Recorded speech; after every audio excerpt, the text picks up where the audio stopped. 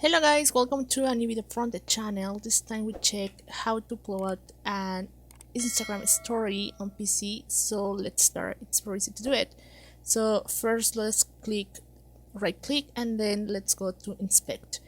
Here on inspect, let's go to the part that says dimensions here and just click here and select the iPhone. So in this case I will select iPhone 12.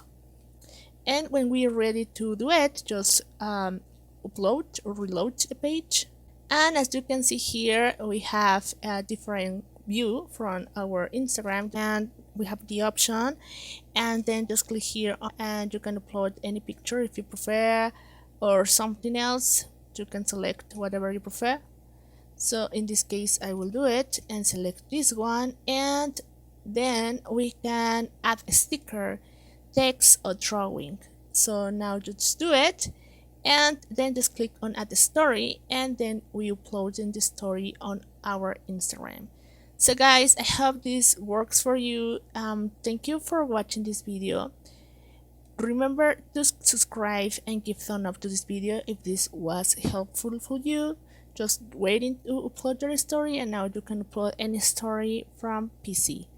Thank you for watching.